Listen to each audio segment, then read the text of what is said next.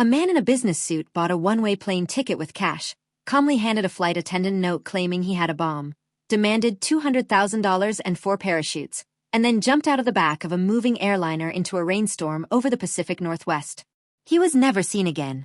Over 50 years later, he remains the only hijacker in American commercial aviation history never to be identified, captured, or definitively found. It happened on November 24, 1971. A man using the alias Dan Cooper approached the Northwest Orient Airlines counter in Portland, Oregon, and purchased a one-way ticket on Flight 305, bound for Seattle, paying in cash. A newspaper reporter covering the story afterward misheard the name during reporting, and D.B. Cooper stuck permanently in the public record instead of his actual chosen alias. After takeoff, Cooper passed a note to a flight attendant stating plainly that he had a bomb on board.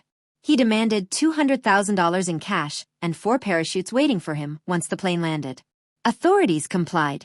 Once Flight 305 landed in Seattle, the other passengers were released unharmed, and the ransom money along with the requested parachutes were loaded onto the plane exactly as Cooper had demanded. Here's where the case becomes genuinely unprecedented. After releasing the passengers, Cooper ordered the plane back into the air, and somewhere over the dense, rugged wilderness of Washington state, he opened the rear stairway of the aircraft mid-flight and parachuted out into the night, vanishing completely. No confirmed trace of Cooper, alive or dead, has ever been found since. No confirmed trace of the ransom money was ever recovered either, aside from a small, weathered bundle of cash later discovered along a riverbank years afterward, its origin still debated. The FBI investigation that followed became one of the longest-running case files in the Bureau's history, and it genuinely struggled from the very beginning. Investigators were left with remarkably little physical evidence. Among the only items Cooper left behind was a plain clip-on tie, worth roughly $1.49, which remains in government custody as evidence to this day. Witness accounts of his appearance were inconsistent and often conflicting. Over the following decades, the FBI investigated hundreds of possible suspects, including a man named Richard Floyd McCoy Jr., who carried out a strikingly similar hijacking the following year, though investigators were never able to conclusively connect him, or anyone else, to the original 1971 case. To this day, nobody knows for certain whether Cooper even survived the jump itself.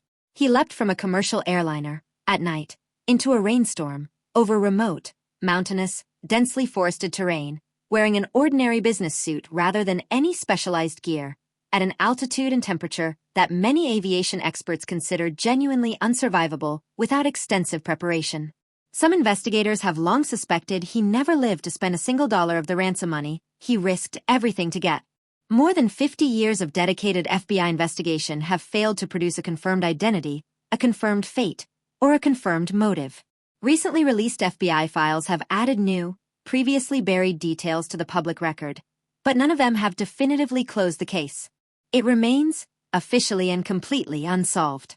So here's the honest, remarkable core of this story. In an era of routine air travel, one man managed to hijack a commercial airliner, successfully extract a real ransom, and disappear completely into thin air, using nothing more than a business suit, a demand note, and 4 parachutes. Over 5 decades of dedicated federal investigation later, we still don't know his real name, whether he lived or died, or where $200,000 in ransom money actually ended up.